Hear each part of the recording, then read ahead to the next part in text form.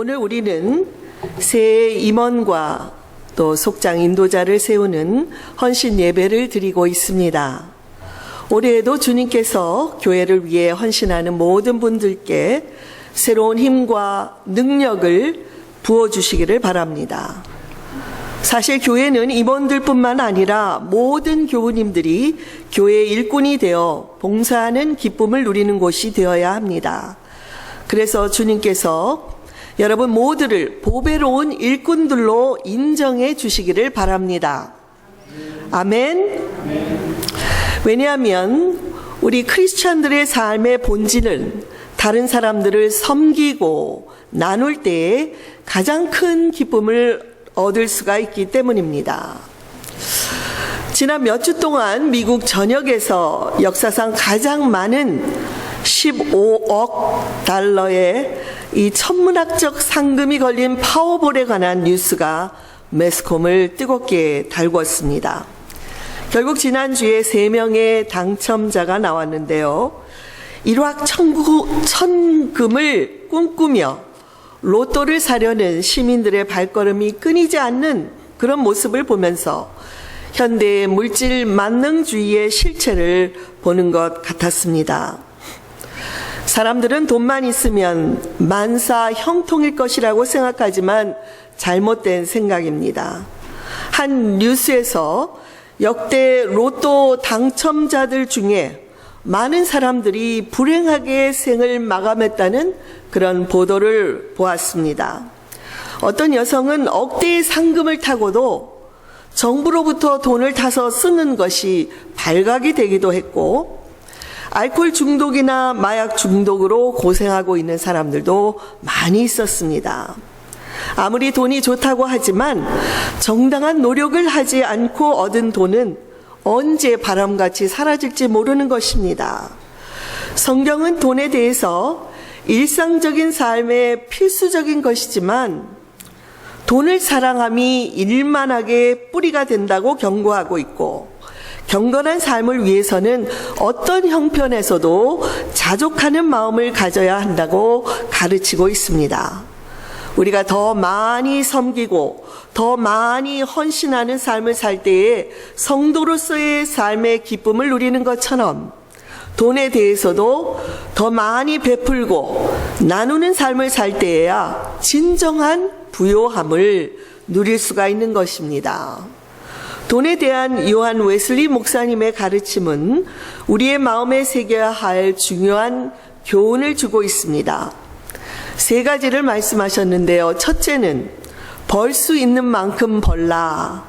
Gain all you can 입니다. 돈은 잘못 쓰일 수 있는 위험이 있지만 돈이 할 수 있는 좋은 일들이 많이 있기 때문에 열심히 일하고 벌라는 것입니다.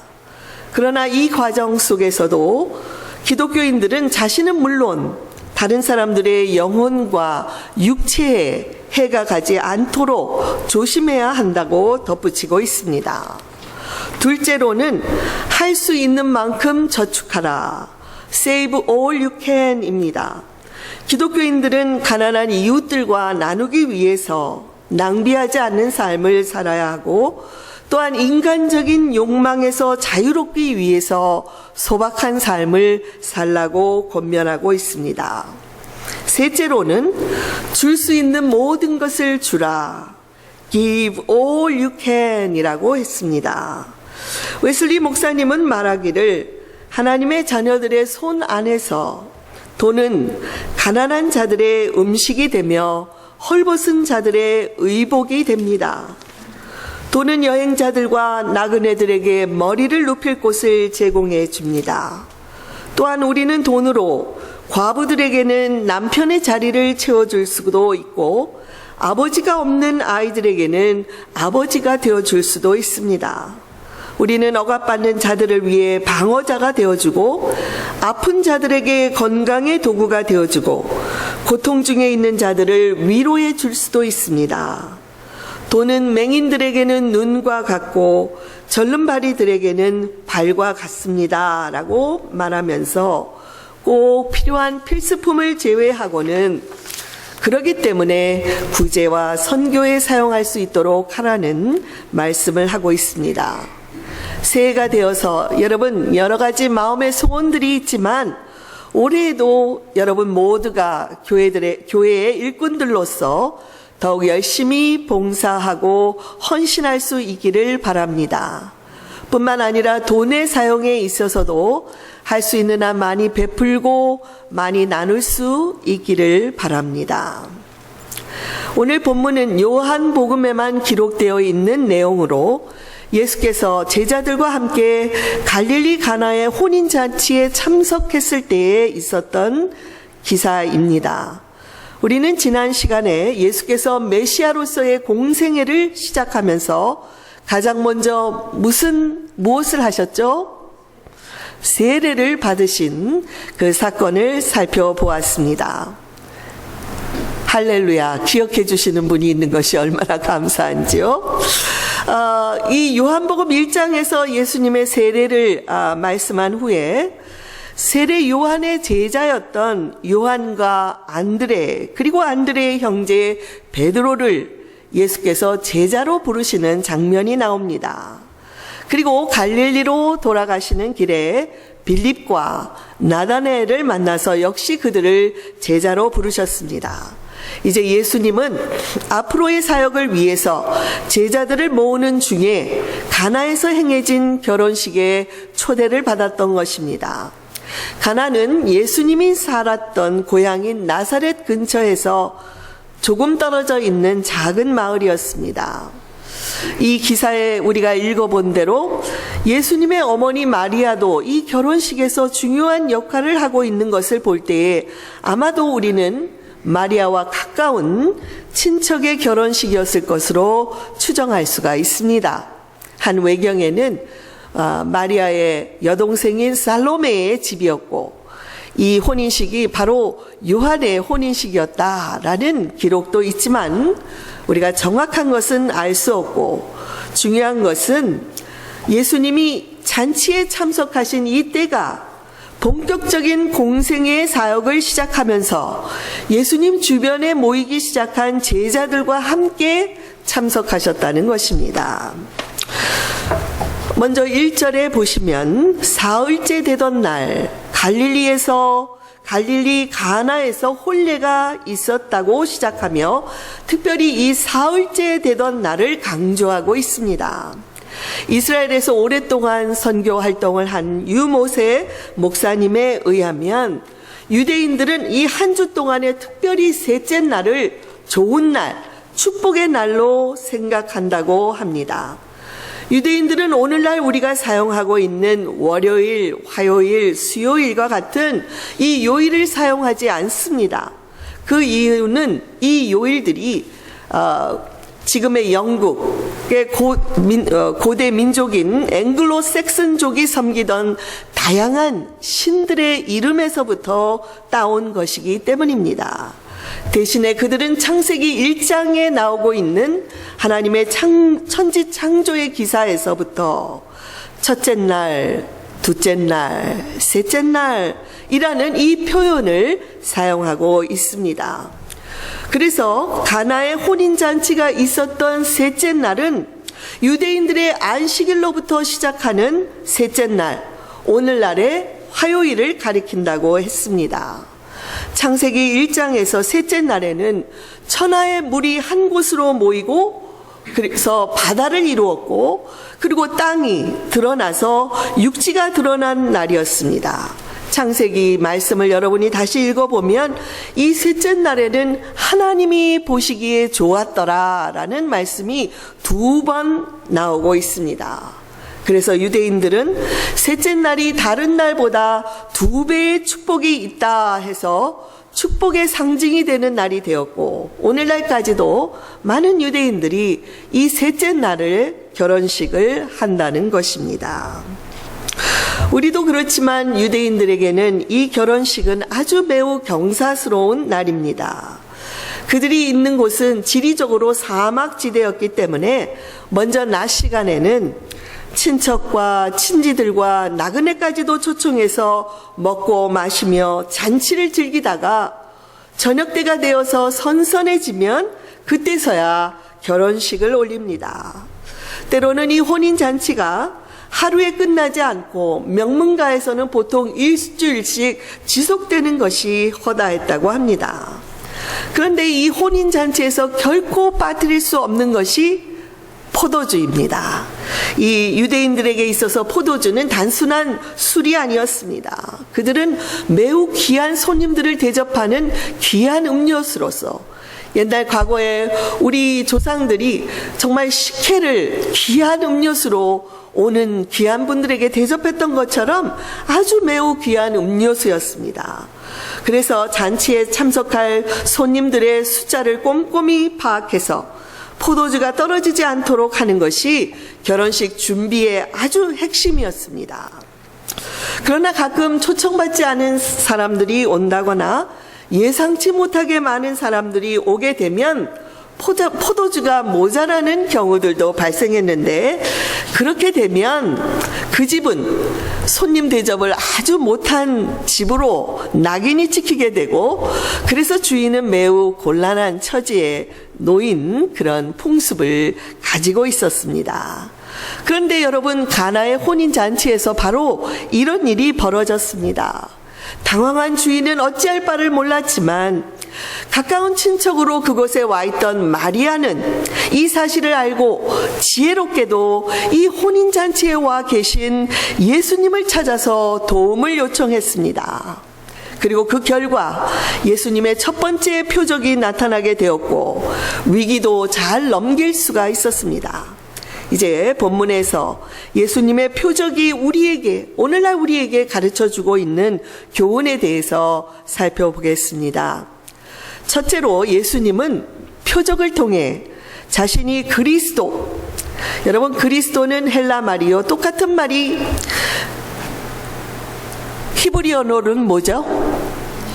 메시아, 잘 알고 계십니다.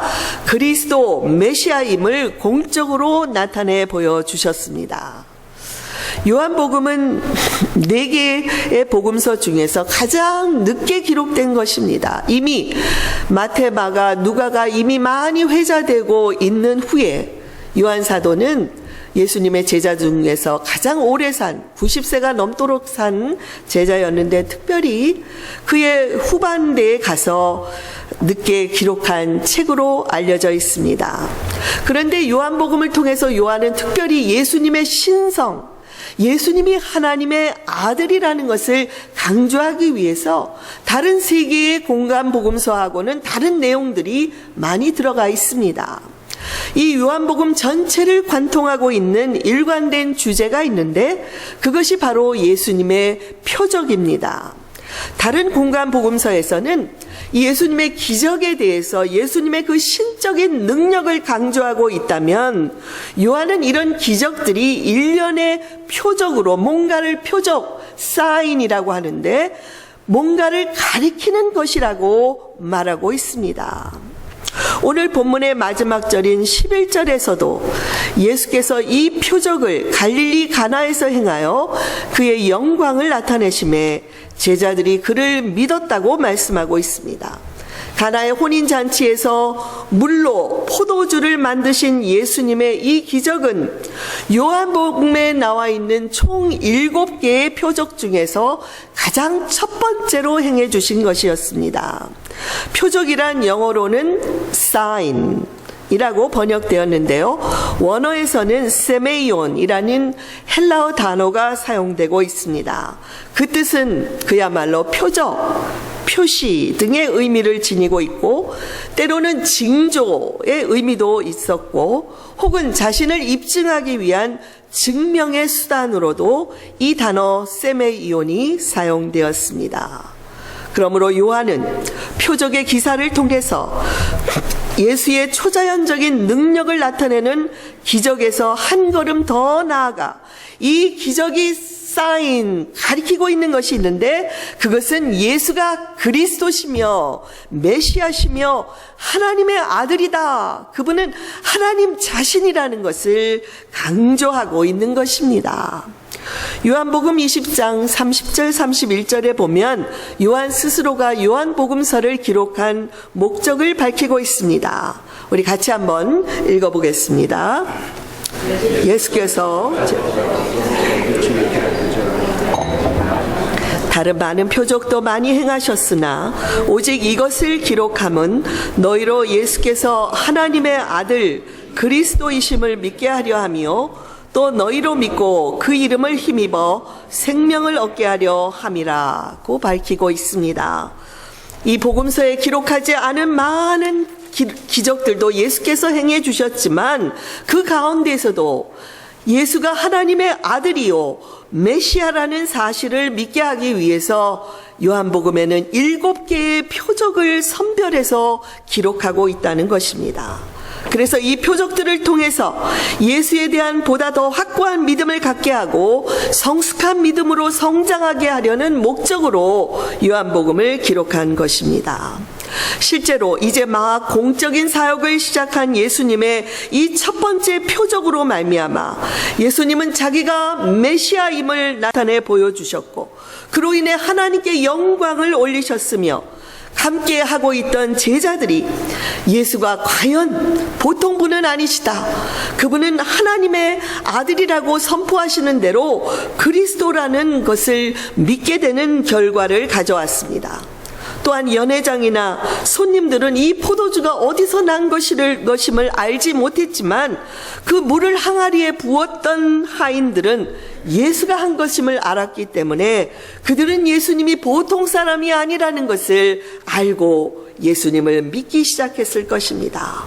이렇듯 가나의 혼인 잔치에서의 예수님의 표적은 이제부터 본격적인 메시아의 시대, 하나님 아버지께서 그 아들을 보내셔서 통치하는 그 시대가 활짝 열렸다는 것을 보여주신 그런 사건이었습니다.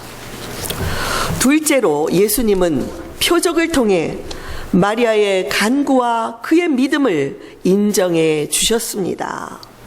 4절에서 마리아가 예수께 포도주가 떨어진 사실을 알리자 예수께서 말씀하신 것이 참으로 우리에게 이상하게 다가옵니다. 여자여, 나와 무슨 상관이 있나이까? 내 때가 아직 이르지 아니하였나이다. 마치 그의 어머니에게 거절하고 있는 듯한 대답을 했습니다. 여기 예수께서 어머니를 부르는 호칭이 여자여라고 부르기 때문에 의아해하는 분들도 있을 것입니다. 여기서 예수님이 사용한 여자여라는 단어는 아주 존귀한 여성들을 부르는 극존칭의 단어가 사용되었습니다. 여왕들을 부르는 그 극존칭입니다. 그러나 우리에게는 어떻게 어머니에게 여자여라고 할 수 있나 이상하죠. 이 구절을 묵상하다가 제가 이런 생각을 해보았습니다. 저희 어머님이 한국에서 가끔 방문을 하시면 저는 집에서는 함께 지내면서 엄마라고도 부르며 아주 살갑게 대하다가 제가 공인으로서 목사로서의 자리에 서고 공인으로서의 사역을 수행할 때에는 집에서 하던 것과 같이 할 수 없고 저희 어머님을 향해서 엄마, 제가 그렇게 부를 수 있습니까? 누구누구 권사님 이렇게 불러드리곤 합니다. 아마도 예수님도 이 당시에 제자들과 함께 공적으로 이 모임에 참석하고 있었기 때문에 집에서 하던 것과 같이 어머니를 대하는 것은 조심스러웠을 것입니다.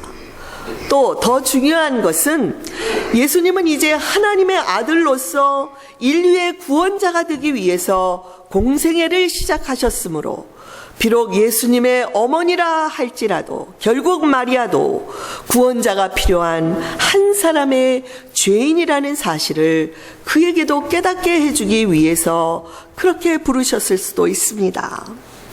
어찌되었든 예수님은 마리아에게 아직은 메시아로서의 표적과 기사를 행할 때가 아니라는 대답을 했습니다. 그러나 마리아는 포기하지 않았고 하인들에게 가서 예수가 무슨 말씀을 하시든지 너희는 그대로 행하라고 미리 일러 놓았습니다. 교우 여러분, 이런 마리아의 간절한 믿음을 보셨던 것일까요?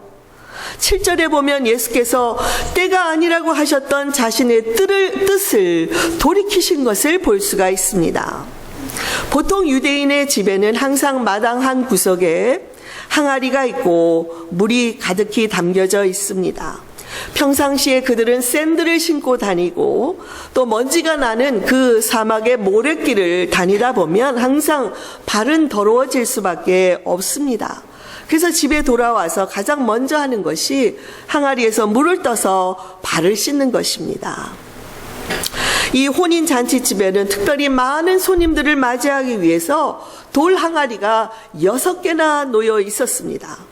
대략 한 개당 6갤런, 23리터 정도 들어가는 큰 항아리였는데 예수께서 하인들에게 그 항아리에 물을 채우라고 했고 하인들은 순종해서 물을 아구에까지 채웠습니다. 그러자 예수께서 이제 떠서 연회장에게 갖다 주라고 했습니다. 이에 하인들은 물을 떠서 연회장에게 갖다 주었는데 연회장이 그 물을 맛보고 나서 하는 말이 그가 신랑에게 이렇게 말합니다. 사람마다 먼저 좋은 포도주를 내놓고 사람들이 취하고 나면 좀 낮은 상품에 그 포도주를 내놓는데 그대는 지금까지 가장 좋은 포도주를 놔두고 이제 이 좋은 포도주를 대접하러 내놓았다고 말했습니다.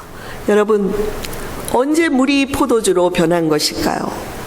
아마도 하인들이 물을 떴을 때에는 여전히 물이었을 것입니다. 그때 이미 포도주로 변해 있었다면 이 하인들이 깜짝 놀라고 소리를 치고 이 연회장과 이 손님들이 소리치느라고 무슨 일이 일어난 것이냐고 매우 소란스러워졌을 것입니다.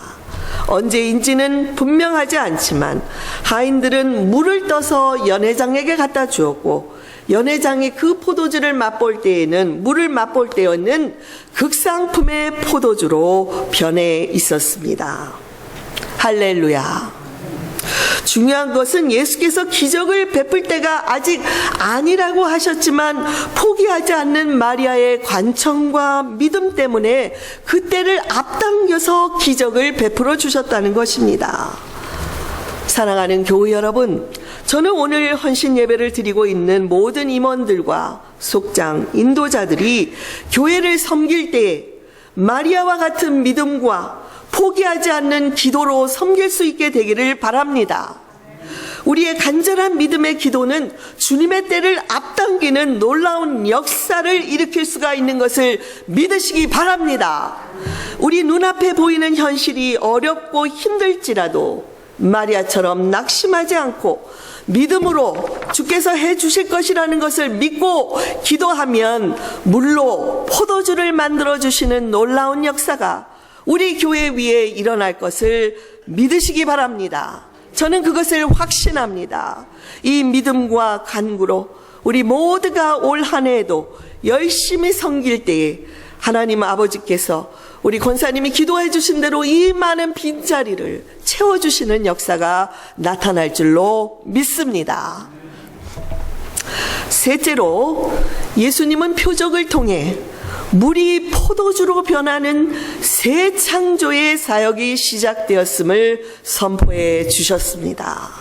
물이 포도주로 변했다는 것은 전혀 새로운 본질의 새 창조가 이루어진 것을 의미합니다.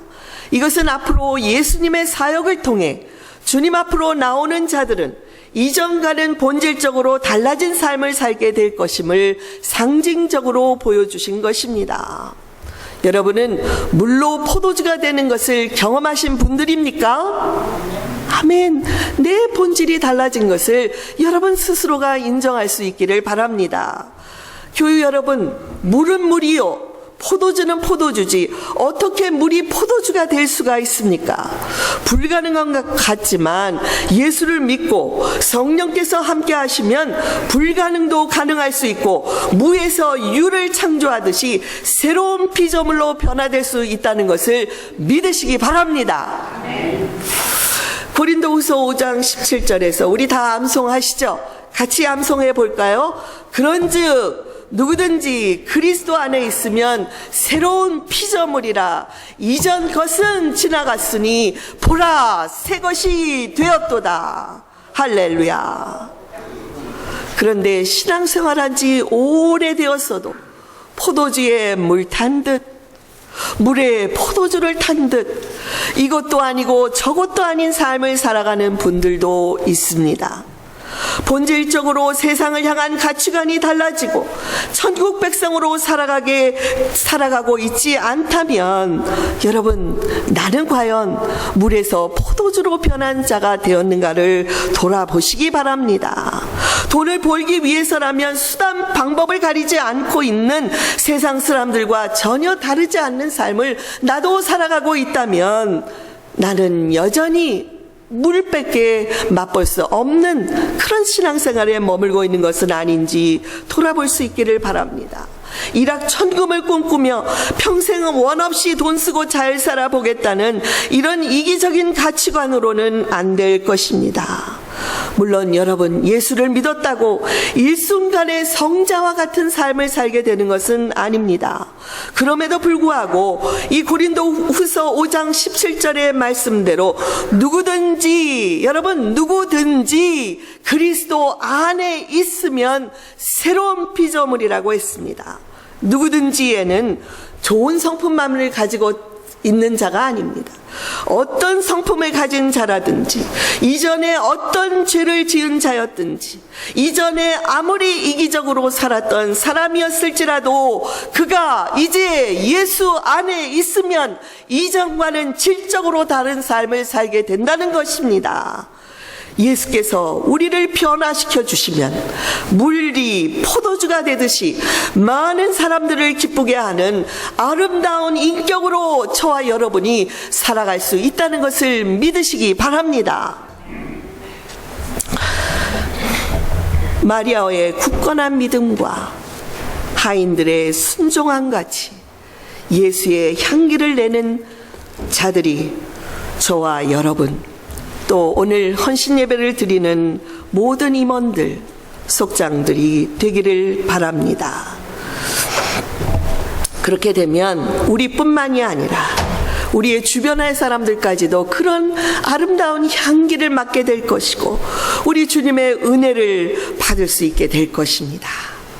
6 항아리를 포도주로 가득 채워주시고 모자라지 않게 풍성하게 연회에 참석한 모든 이들에게 풍성하게 베풀어 주신 주님의 풍성한 은혜가 저와 여러분에게 임하게 될 것입니다. 그러므로 오늘 임원으로 헌신하는 여러분, 속장 인도자로 섬기는 여러분, 그리고 이 자리에 와 계신 교우 여러분, 우리 모두 예수 안에서 물이 포도주로 변한 것 같은 삶을 살아가게 되기를 바랍니다. 우리가 질적으로 변하면 우리를 통해서 예수의 향기가 온 세상에 퍼져간다는 것을 믿으시기 바랍니다. 그러면 우리는 물론이거니와 우리 주변의 사람들에게 큰 기쁨을 나누어주게 될 것이고, 그로 말미암아 예수 그리스도를 세상에 드러내는 도구들로 우리가 사용될 것입니다. 여러분, 이렇게 살려면 때로는 억울한 일을 겪을 수도 있고 오해도 이겨내야 하고 먼저 가서 미안하다고 말할 수 있어야 하고 먼저 손을 내밀고 고맙다는 말을 할 수 있어야 합니다. 내가 잘못하지 않아도 미안해라고 먼저 할 수 있는 이러한 그리스도의 향기를 뿜는 저와 여러분들이 다 되기를 바랍니다. 여러분, 바로 우리 주님 예수께서 이 세상에서 이렇게 낮아지는 삶을 사셨고 그는 죄가 없으심에도 불구하고 십자가에서 죽기까지 하며 자기가 아닌 다른 사람들을 위해서 썩어지는 미랄이 되고 한 줌에 남아있는 몸도 한 방울의 피도 다 주셨다는 것을 여러분 생각하시기 바랍니다. 그럴 때 오히려 나누고 베푸는 삶을 살 수가 있게 되고, 이런 삶을 사는 자들은 15억 달러의 로또보다 더 복 있는 자요, 더 행복한 자인 것을 믿으시기 바랍니다. 간절히 바라기는 성령께서 여러분의 가정과 교회와 직장에 올 한 해 동안 예수님의 표적으로서 여러분을 사용해 주시기를 우리 주 예수님의 이름으로 간절히 축원드립니다. 기도하시겠습니다.